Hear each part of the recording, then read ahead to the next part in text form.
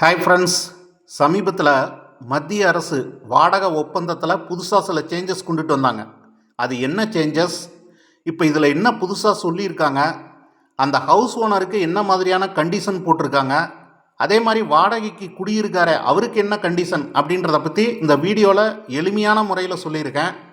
அதனால் வீடியோவை கடைசி வரலும் கொஞ்சம் ஸ்கிப் பண்ணாமல் ஃபுல்லாக பாருங்கள். வீட்டு ஓனரோ அல்லது வாடகைக்கு குடியிருக்கிறவரோ இவங்க ரெண்டு பேருமே ஏற்கனவே பேசி முடிவு பண்ணி வச்சுருப்பாங்க. எனக்கு இவ்வளோ அட்வான்ஸ் பணம் கொடுத்துரு, மாதம் கண்டா இவ்வளோ வாடகை கொடுத்துரு அப்படின்னு இவங்க என்ன பேசி முடிவு பண்ணாங்களோ அது வெறும் வாய் பேச்சா மட்டும் இருக்கக்கூடாது. உண்மையிலேயே நீங்கள் என்ன பேசுனீங்களோ அதை முறையாக எழுத்துப்பூர்வமாக எழுதி ஒரு அக்ரிமெண்ட் போடுங்க அப்படிங்கிறாங்க. அக்ரிமெண்ட் போடுறதோட மட்டும் இல்லாமல் அடுத்த 2 மாதத்துக்குள்ளே அதை கட்டாயம் பதிவு பண்ணி ஆகணும் அப்படின்ட்டாங்க. ஒருவேளை அப்படி நீங்கள் பதிவு பண்ணாமல் வச்சுருந்தீங்கன்னா 5000 ரூபா வரலும் அபராதம் விதிக்கப்படும் அப்படின்றதையும் தெளிவாக சொல்லிட்டாங்க. இதுதான் அந்த ஃபஸ்ட்டு கண்டிஷன். வீட்டு ஓனர் வாடகைக்கு குடியிருக்கிறவங்க கிட்ட எவ்வளோ அட்வான்ஸ் வாங்கணும் அப்படின்றதையும் சொல்லியிருக்காங்க. வீட்டுக்காக இருந்துச்சுன்னா என்ன வாடகை ஃபிக்ஸ் பண்ணாரோ அதில் 2 மாதத்து வாடகையை மட்டும்தான் அவர் அட்வான்ஸாக வாங்கணும். அதே மாதிரி கடைக்காக இருந்ததுன்னா, அதாவது கமர்ஷியல் யூஸுக்காக இருந்ததுன்னா அவர் என்ன வாடகை ஃபிக்ஸ் பண்ணாரோ அதில் 6 மாதத்து வாடகையை அவர் அட்வான்ஸாக வாங்கலாம். இதுக்கு மேலே எக்காரணத்து கொண்டும் அவர் வாங்கக்கூடாது. உதாரணத்துக்கு வீட்டுக்கு வாடகை 10,000 ரூபா அப்படின்னா 2 மாதத்து வாடகை 20,000 ரூபா, அதை விட அதிகமாக அட்வான்ஸ் வாங்கக்கூடாது.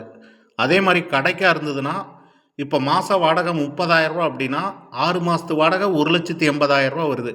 இதுக்கு மேலே அவர் அட்வான்ஸ் பணம் வாங்கக்கூடாது. இதுதான் அந்த 2வது கண்டிஷன். ஹவுஸ் ஓனரு தாம் விருப்பப்பட்ட மாதிரி இனிமேல் வாடகையை உயர்த்தவோ அல்லது குறைக்கவோ பண்ண முடியாது. வருஷத்தில் ஒரு தடவை மட்டும்தான் அவரால் வாடகையை உயர்த்தவோ அல்லது குறைக்கவோ பண்ண முடியும். அப்படியே அது செய்கிறதா இருந்தாலும் அந்த வீட்டில் குடியிருக்கிறவர்கிட்ட 90 நாட்களுக்கு முன்னாடியே, அதாவது ஒரு 3 மாதத்துக்கு முன்னாடியே எழுத்துப்பூர்வமாக தகவல் கொடுக்கணும் அப்படின்ட்டாங்க.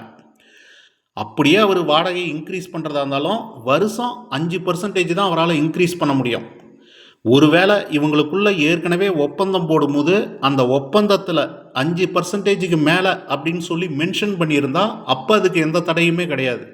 அப்படி எதுவுமே மென்ஷன் பண்ணலை அப்படின்னா வருஷம் 5% தான் இன்க்ரீஸ் பண்ண முடியும். இது 3வது கண்டிஷன்.